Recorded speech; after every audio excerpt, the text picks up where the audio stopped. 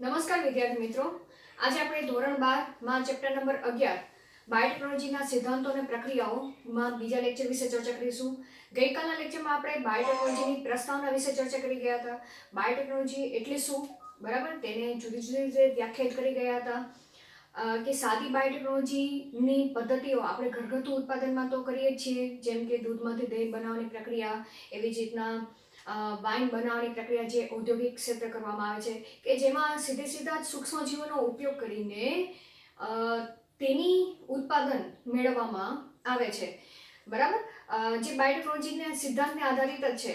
પરંતુ આધુનિક બાયોટેકનોલોજી પદ્ધતિમાં જો આનું ઉત્પાદન વધારવું હોય તેમજ તેની ક્વોન્ટિટી વધારવી હોય કે ક્વોલિટી વધારવી હોય તો સૂક્ષ્મજીવોને મોડિફાઈડ કરવામાં આવે છે, એટલે કે જીનેટિકલી મોડિફાઈડ ઓર્ગેનિઝમનો ઉપયોગ કરવામાં આવે છે અને તેની મદદથી માનવ કલ્યાણ હેતુ માટે જુદી જુદી નિપજો મેળવવામાં આવે છે, જેમ કે ડીએનએ રસીકરણની પ્રક્રિયા, એવી જ રીતના ટેસ્ટ ટ્યુબ બેબી નિર્માણની પ્રક્રિયા છે, એવી જ રીતના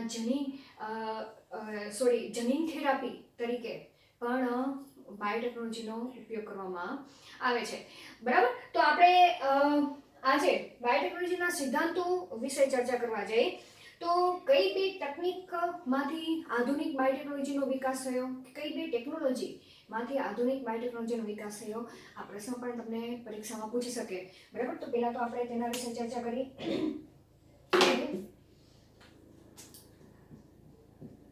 બે તકનીકમાંથી, બરાબર, માંથી આધુનિક બાયોટેકનોલોજીનો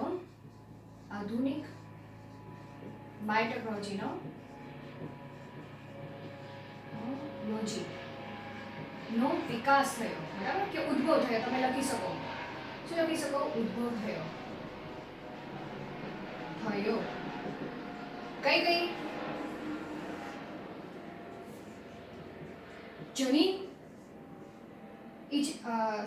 જનીન એન્જિનિયરિંગ,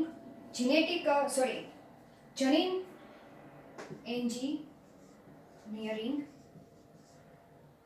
બરાબર, જેને ઇંગ્લિશમાં શું બોલી શકીએ આપણે? જીનેટિક એન્જિનિયરિંગ, બરાબર, અથવા તો તેને આરબીટી પણ તમે કહી શકો. શું કહી શકો? આરબીટી, એટલે કે કોમ્બિનેન્ટ ડીએનએ ટેકનોલોજી, બરાબર, કહી શકો. અને બીજી છે જૈવ પ્રક્રિયા ઇજનેરી વિદ્યા, બરાબર, જૈવ પ્રક્રિયા ઇજનેરી વિદ્યા.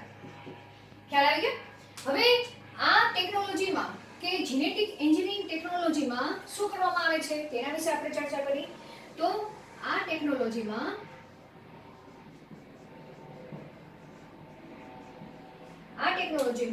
જે આનુવંશિક દ્રવ્ય છે, આનુવંશિક દ્રવ્ય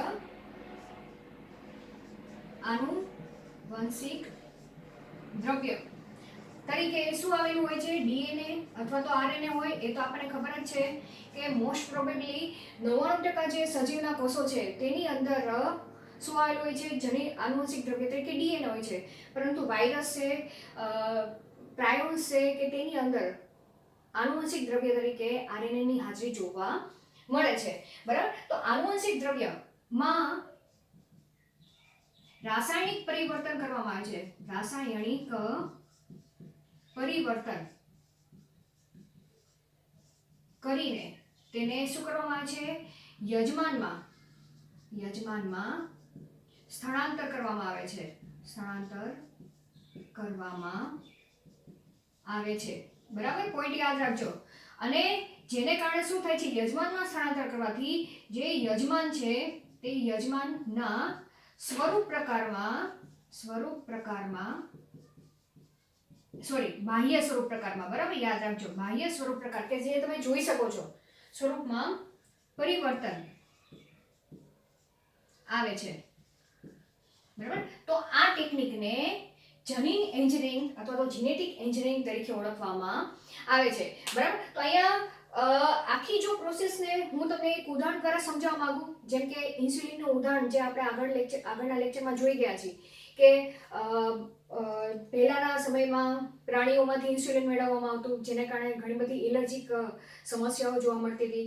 પણ હાલના આધુનિક બાયોટેકનોલોજીની પદ્ધતિ દ્વારા કે ટેકનોલોજી દ્વારા જે માનવનું ઇન્સ્યુલિન માટેનું જવાબદાર જનીન છે તેને જ તે પ્લાઝમિડમાં કે કોઈ બાહ્ય ડીએનએમાં દાખલ કરી દેવામાં આવે છે.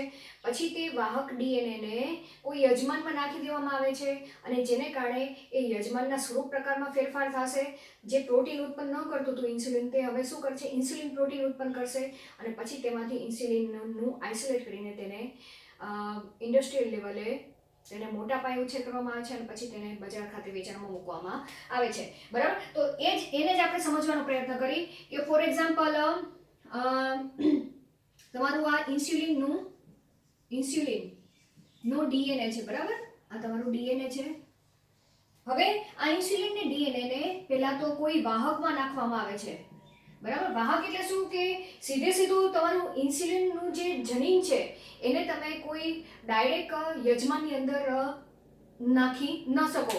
તો સૌપ્રથમ તો પહેલાં તે તમારું જે ડીએનએ છે એ ડીએનએને લઈ જવા વાળું કોઈ વાહક હોવું જોઈએ અને પછી તે વાહક મારફતે તે યજમાનની અંદર એ ડીએનએ દાખલ થવું જોઈએ. બરાબર? તો અહીંયા વાહક તરીકે શું પસંદ કરવામાં આવે છે? પ્લાઝમિડ. તો પ્લાઝમિડની અંદર તમારું આ જે ડીએનએ છે એ ડીએનએ નાખવામાં આવે છે. બરાબર? માનો કે ફોર એક્ઝામ્પલ આ પ્લાઝમિડ છે, તો પણ આ પ્લાઝમિડ છે. હવે પ્લાઝમિડને શેમાંથી લેવામાં આવેલો છે? તો પ્લાઝમિડ એ કોઈ બેક્ટેરિયામાંથી જ લેવામાં આવે છે. બરાબર? તો અહીંયા આ બેક્ટેરિયા છે અને આ બેક્ટેરિયાનું આ પ્લાઝમિડ છે. બરાબર? પ્લાઝમિડ લેવામાં આવે છે. આ માનો કે ઈ કોલાઈ છે. હવે પ્લાઝમિડને કોઈ યોગ્ય ઉત્સેચકની મદદથી કાપવામાં આવે છે. હવે અહીંયા ધ્યાન તમે રાખજો. બરાબર? કે આ જે પ્લાઝમિડ એ શું છે? સ્વતંત્ર ડીએનએ છે ઈ કોલાઈનું.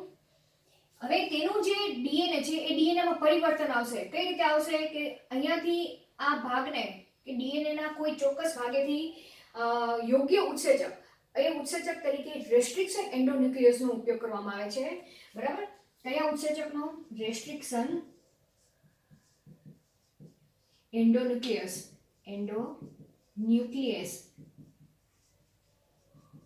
ઉત્સેચકનો ઉપયોગ કરીને આને શું કરવામાં આવે છે? કાતરની જેમ. બરાબર? આ ઉત્સેચક શું કામ કરે છે? કાતરની જેમ કામ કરે છે અને તેને યોગ્ય જગ્યાએથી કટિંગ કરશે. કઈ જગ્યાએથી કટિંગ કરશે? બરાબર? કેવી રીતના કટિંગ કરશે એ ડિટેલમાં આપણે પાછળ ચર્ચા કરવાના જ છીએ. હવે એમ સમજી લો કે કટિંગ કર્યું, ત્યારબાદ પુનઃસંયોજિત વાહક તૈયાર થશે. બરાબર? કઈ રીતે? આ તમારું વાહક છે, પ્લાઝમિડ છે. એ પ્લાઝમિડમાં તમારું જે ઇન્સ્યુલિન છે એ ઇન્સ્યુલિનનો ડીએનએનો ટુકડો શું થઈ ગયો? આ ઇન્સર્ટ કરવામાં આવે છે. એટલે રાસાયણિક પરિવર્તન થઈ ગયું. બરાબર? હવે ત્યારબાદ તેને યજમાનમાં સ્થળાંતર કરવામાં આવે છે. તો યજમાન તરીકે પણ શું પસંદ કરવામાં આવે છે? સૂક્ષ્મજીવ પસંદ કરવામાં આવે છે, ઈ કોલાઈ પસંદ કરવામાં આવે છે. તો એવો ઈ કોલાઈ પસંદ કરવામાં આવશે કે જેની અંદર પ્લાઝમિડ છે જ નહીં અને તેની અંદર આ પ્લાઝમિડ નાખવામાં આવે છે. તો યજમાન, આ યજમાન છે. સોરી, એને બ્લુ પેનથી દર્શાવું છું. આ યજમાન છે. બરાબર? એ યજમાનની અંદર પ્લાઝમિડ નાખવામાં આવે છે, એટલે કે સ્થળાંતર કરવામાં આવશે કે એ પ્લાઝમિડની અંદર આ ઇન્સ્યુલિનનો ટુકડો, જનીનનો ટુકડો, ઇન્સ્યુલિન માટે જવાબદાર જનીન. બરાબર? આ જનીન છે, ઇન્સ્યુલિનનું જનીન, તે અંદર દાખલ થયું છે. બરાબર? તો આ રીતે યજમાન, હવે જ્યારે આ ઈ કોલાઈ એ પોતે જ્યારે સ્વયંજનનની પ્રક્રિયા કરશે, બરાબર, ત્યારે તે પ્લાઝમિડ છે એ પ્લાઝમિડ પણ સ્વયંજનનની પ્રક્રિયા કરશે. તેની સાથે સાથે જે ઇન્સ્યુલિનનું જનીન છે તે પણ સ્વયંજનનની પ્રક્રિયા કરશે અને પોતાની સંખ્યામાં વધારો કરશે. અને જ્યારે આ જે પ્લાઝમિડનું ડીએનએ છે એ ડીએનએ જ્યારે પ્રત્યાંકનની પ્રક્રિયા કરશે, તેની સાથે સાથે પ્રત્યાંકન એટલે શું? ડીએનએમાંથી આરએનએ બનવાની પ્રક્રિયા. તો તેની સાથે સાથે જે ઇન્સ્યુલિનનું જનીન છે તેમાંથી પણ આરએનએ બનવાની પ્રક્રિયા થશે, એમઆરએનએ બનવાની પ્રક્રિયા અને ભાષાંતરની પ્રક્રિયા થશે. તો આ રીતે ઇન્સ્યુલિનના જનીનમાંથી ઇન્સ્યુલિન બનવાની પ્રક્રિયા યજમાનની અંદર જોવા મળે છે. તો તેના બાહ્ય સ્વરૂપમાં પરિવર્તન થાય છે. તો આખી જે આ પ્રક્રિયા જોવા મળે છે, આ પ્રક્રિયાને શું કહેવામાં આવે છે? જનીન એન્જિનિયરિંગ અથવા તો રિકોમ્બિનન્ટ ડીએનએ ટેકનોલોજી, બરાબર, આખી જે પ્રક્રિયા થઈ છે તરીકે ઓળખવામાં આવે છે. ખ્યાલ આવી ગયો? તો આપણે આખા ચેપ્ટરમાં આ જ આખી પ્રોસેસ છે કે અહીંયા વાહક તરીકે પ્લાઝમિડ પસંદ કરવામાં આવે છે. તેના સિવાય વાહક તરીકે યીસ્ટનો પણ ઉપયોગ કરવામાં આવે છે, બરાબર. અને પછી તેને યજમાનમાં નાખવામાં આવે છે. તો યજમાન તરીકે કયા કયા લક્ષણો હોવા જોઈએ, કઈ રીતે યજમાનમાં દાખલ કરવામાં આવે છે, એ બધી પ્રક્રિયા આપણે પાછળ ચર્ચા કરવાની છે. પણ મેઇન પ્રોસેસ તો તમારી આ જ છે કે તમારો કોઈ ઈચ્છિત ડીએનએનો ટુકડો હોય તો તેને કોઈ વાહકની અંદર તમે નાખો, બરાબર. પછી ત્યારબાદ વાહકને યજમાનની અંદર નાખો અને એ યજમાન એ પોતે જ્યારે પ્રત્યાંકનની અને ભાષાંતરની પ્રક્રિયા કરે છે તેની સાથે સાથે તમારો જે ઈચ્છિત ડીએનએનો ટુકડો છે એ પણ તેના આનુવંશિક દ્રવ્ય સાથે જોડાઈ ગયેલો છે અને એ જ્યારે તેની સાથે સાથે તે પ્રત્યાંકનની ભાષાંતરની પ્રક્રિયા કરશે અને જે આપણી જે પ્રોડક્ટ છે, બરાબર, એ પ્રોડક્ટ બનવાની પ્રક્રિયા તે સજીવની અંદર જોવા મળે છે. તો આ રીતે જીનેટિકલી મોડિફાઈડ સૂક્ષ્મજીવનો ઉપયોગ માનવ કલ્યાણ હેતુ માટે કરવામાં આવે છે. હવે બીજી જે પ્રક્રિયા છે, તો તમારે આ ઉદાહરણ યાદ રાખવાની જરૂર નથી. તમારે તો ખાલી મેં તમને જસ્ટ આ સમજવા પૂરતું જ તમને એક ઇન્સ્યુલિનનું ઉદાહરણ આપેલું છે. હવે તમારે જે બીજી જે પદ્ધતિ છે, જે પ્રક્રિયા ઇજનેરી વિદ્યા, એમાં શું કરવામાં આવે છે કે જે રાસાયણ ઇજનેરી પ્રક્રિયામાં માત્ર, બરાબર, આ કઈ પ્રક્રિયા છે? રસાયણ ઇજનેરી વિદ્યામાં માત્ર ઈચ્છિત સૂક્ષ્મજીવોને, તે ઈચ્છિત સૂક્ષ્મજીવોનો શું કરવામાં આવે છે?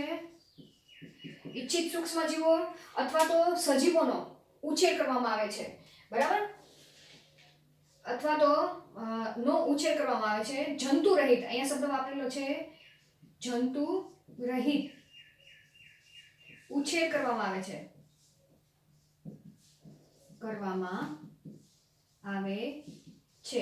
અને બહોળા પ્રમાણમાં તેનો ઉછેર કરવામાં આવે છે, બરાબર. શબ્દ શું વાપરેલો છે કે વૃદ્ધિ કરવાની, કે જંતુ રહિત, પેલા તો તેને ઉછેર કરવામાં આવે છે અને જંતુ રહિત કરવામાં આવે છે અને બહોળા પ્રમાણમાં તેનો ઉછેર કરવામાં આવે છે, બરાબર. જેમ કે બહોળા પ્રમાણમાં ઉછેર કરવા માટે જૈવ ભઠ્ઠીનો પણ ઉપયોગ કરવામાં આવે છે.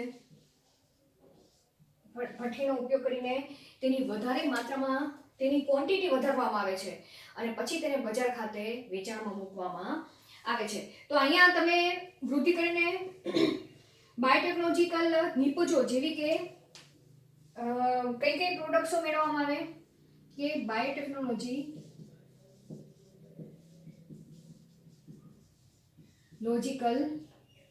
પ્રોડક્ટ જેવી કે એન્ટીબાયોટિક્સ, બાયોટિક્સ નું ઉત્પાદન તમે બહોળા પ્રમાણમાં કરી શકો. એવી જ રીતના રસી છે, બરાબર, રસીનું ઉત્પાદન તેમજ ઉત્સેચકોનું નિર્માણ બહોળા પ્રમાણમાં કરવામાં આવે છે, બહોળા પ્રમાણમાં કરવામાં આવે. ખ્યાલ આવી ગયો? તો તમારે આ બે પોઈન્ટ યાદ રાખવાના છે. હવે કઈ રીતે બહોળા પ્રમાણમાં કરવામાં આવે છે એ આ ચેપ્ટરના એન્ડમાં આપણે ચર્ચા કરવાના છે.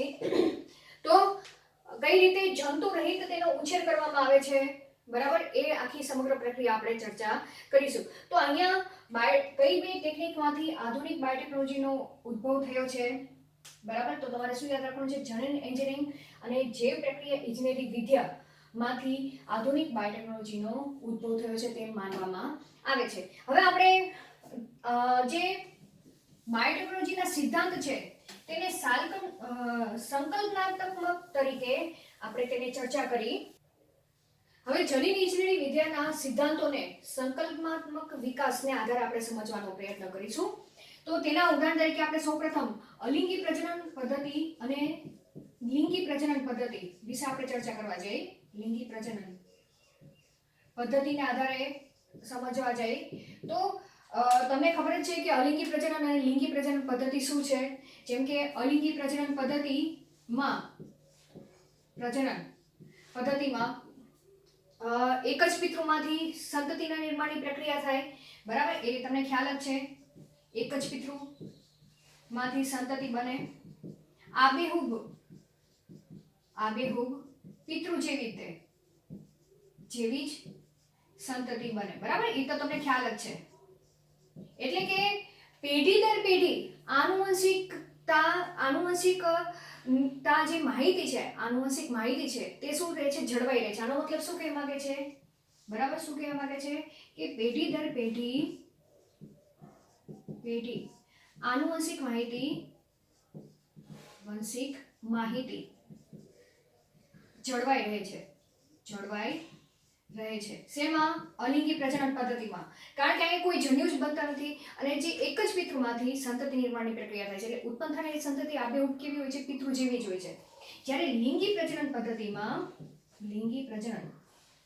પદ્ધતિ તમને ખબર જ છે, બરાબર, બીજા ચેપ્ટરમાં આપણે ચર્ચા કરી ગયા છીએ કે બે પિતૃઓની જરૂર પડે છે.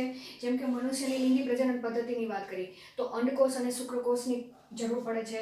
અંડકોષમાં કેટલા 23 જોડ રંગસૂત્રો હોય છે, શુક્રકોષમાં પણ 23 રંગસૂત્રો હોય છે, જોડ નહીં 23 રંગસૂત્રો હોય છે.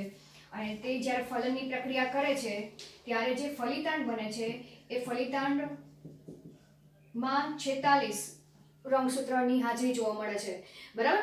હવે એ પ્રક્રિયા દરમિયાન જે 5મા ચેપ્ટરમાં આપણે ચર્ચા કરી ગયા કે અહીં શું થાય છે, વ્યતિકરણની પ્રક્રિયા જોવા મળશે, એટલે કે રીકોમ્બિનેશનની પ્રક્રિયા જોવા મળશે. અને જેને કારણે જે પિતૃમાંથી જે સંતતિ ઉત્પન્ન થાય છે એ પિતૃમાંથી સંતતિમાં આબેહૂબ પિતૃ જેવી હોતી નથી, બરાબર, આબેહૂબ પિતૃ જેવી નથી.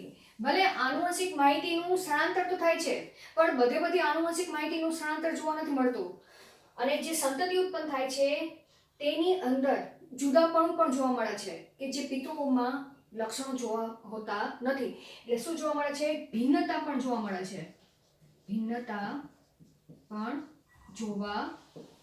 મળે છે, બરાબર. જ્યારે આમાં શું થાય છે, આમાં ભિન્નતા જોવા નથી મળતી,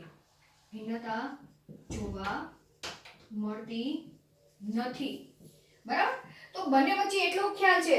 અને લિંગી પ્રજનન પદ્ધતિને કારણે સજીવો માં કે જે સજીવો ઉત્પન્ન થાય છે એ સજીવો એ આગળ જોવા જાય તો પેઢી દર પેઢી કેટલાક સજીવો વસ્તી માટે કેવા હોય છે, ફાયદાકારક પણ જોવા મળે છે, બરાબર. કેટલાક સજીવો વસ્તી એ કેવી જોવા મળે છે, ફાયદાકારક જોવા મળે છે. અને ઘણી વખત તો શું થાય છે કે લિંગી પ્રજનનને કારણે ઘણા સજીવો એવા છે કે તે નુકસાનકારક પણ હોય છે.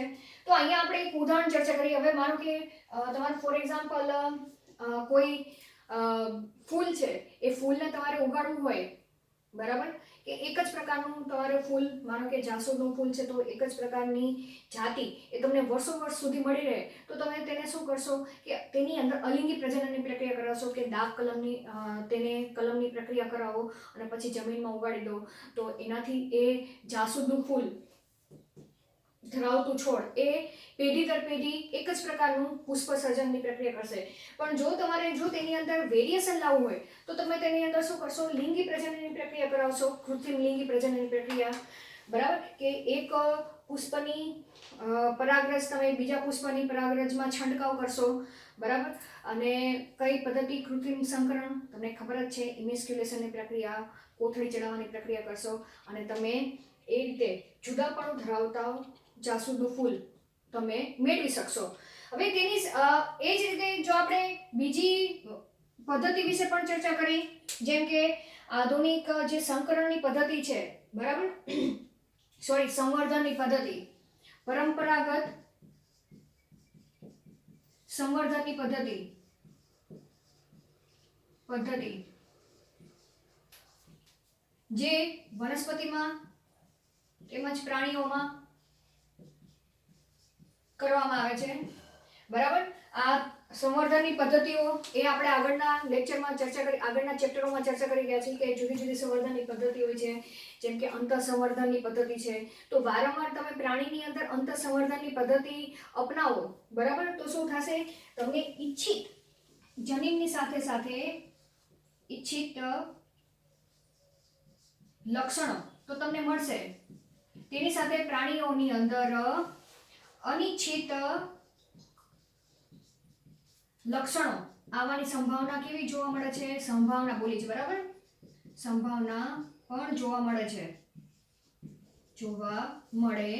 છે, જેમ કે અંતઃસંવર્ધનમાં આપણે ચર્ચા કરી ગયા હતા કે વારંવાર જો અંતઃસંવર્ધન કરવામાં આવે પ્રાણી વચ્ચે તો તે તમને પ્રોડક્ટ તો આપશે, પણ તેની સાથે સાથે અનિચ્છનીય લક્ષણો ધરાવતા જનીનો આવવાની પણ સંભાવના તેની અંદર જોવા મળે છે, અને જેને કારણે આગળ જતા તેની જે ફળદ્રુપતા છે એ ફળદ્રુપતા ઘટવાના ચાન્સીસ ઘણા રહી શકે, બરાબર. તો અહીંયા લખી શકીએ આપણે કે લાંબા સમયે તેની ફળદ્રુપતામાં શું થાય છે, ઘટાડો જોવા મળી શકે. તો હવે આવી ક્ષતિઓને દૂર કરવા માટે, બરાબર, ત્રીજો પોઈન્ટ, આવી ક્ષતિઓને દૂર કરવા માટે કઈ પદ્ધતિ, આધુનિક બાયોટેકનોલોજી પદ્ધતિનો ઉપયોગ કરવામાં આવે છે. કઈ પદ્ધતિ, આધુનિક બાયોટેકનોલોજીમાં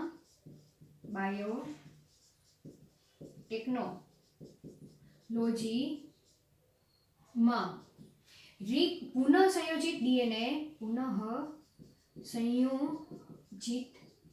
ડીએનએ દ્વારા દૂર કરવામાં આવે છે, દૂર કરી શકીએ, બરાબર. આધુનિક બાયોટેકનોલોજી દ્વારા શું મેળવવામાં આવે છે, પુનઃસંયોજિત ડીએનએ મેળવવામાં આવે છે, અને તેના દ્વારા આ ક્ષતિઓને દૂર કરવામાં આવે છે. તો પુનઃસંયોજિત ડીએનએ કઈ રીતે મેળવવામાં આવે છે, બરાબર. પુનઃસંયોજિત ડીએનએ એ જનીન ક્લોન કરીને અને તે જનીનનું શું કરવામાં આવે છે, સ્થળાંતર કરવામાં આવે છે, સ્થળાંતર દ્વારા મેળવવામાં આવે છે. ખ્યાલ આવી ગયો? પ્રશ્ન એમસીક્યુ માટે પણ તમારે તૈયાર કરવાનો છે કે જનીન ક્લોન, બરાબર, કે પુનઃસંયોજિત ડીએનએ ને આરડીએનએ પણ તરીકે ઓળખી શકી. આરડીએનએ એટલે શું, રીકોમ્બિનન્ટ ડીએનએ, બરાબર, તરીકે ઓળખવામાં આવે છે. તે કઈ રીતે મેળવવામાં આવે છે, જનીન ક્લોન દ્વારા, અને તે જનીનનું સ્થળાંતર કરીને પુનઃસંયોજિત ડીએનએ મેળવવામાં આવે છે, અને તે પુનઃસંયોજિત ડીએનએ દ્વારા તમે આની કોઈ પણ ક્ષતિઓ તમે દૂર કરી શકો. તો અહીં આપણે તેની જનીન ઇજનેરી વિદ્યાના સંકલ્પનાત્મક વિકાસ કઈ રીતે થયો અને તેનો આગળ જતા તમે કઈ રીતે ઉપયોગ કરી શકો, બરાબર, તેના દ્વારા આપણે ચર્ચા કરી. હવે આ જે પુનઃસંયોજિત ડીએનએ છે એ પુનઃસંયોજિત ડીએનએ એટલે કે આ ડીએનએ ને તમે જે મળેલો છે એ આ ડીએનએ ને કોઈ લક્ષ કોષોમાં તમે દાખલ કરો, બરાબર, લક્ષ કોષોમાં દાખલ કરીને તમે એક અથવા તો એકથી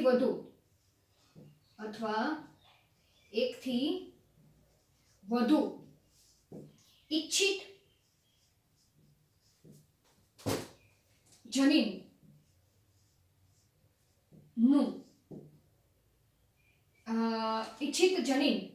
તમે શું કરો છો, મેળવી શકો છો.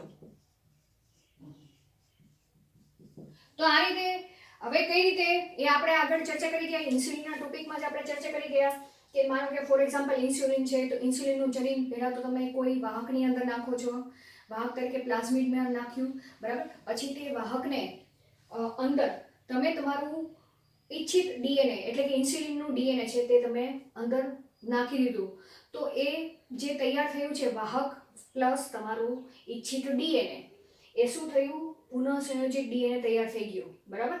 પછી તે પુનઃસંયોજિત ડીએનએ શું નાખ્યું, કોઈ યજમાનમાં એટલે કે કોઈ લક્ષ કોષોમાં નાખ્યું, અને તે યજમાન હવે જ્યારે પોતે સ્વયંજનનની પ્રક્રિયા કરશે ત્યારે તેના ડીએનએ સાથે સાથે પણ તમારું ઈચ્છિત ડીએનએ છે તે પણ સ્વયંજનન પ્રત્યાંકનની પ્રક્રિયા કરશે, ભાષાંતરની પ્રક્રિયા કરે છે અને ઈચ્છિત લક્ષણો ઉત્પન્ન કરે છે, બરાબર. તો આ રીતે આધુનિક બાયોટેકનોલોજી દ્વારા પુનઃસંયોજિત ડીએનએ એ લક્ષ કોષોમાં દાખલ કરવાથી ઈચ્છિત જનીનો ની પ્રોડક્ટ મેળવવામાં આવે છે.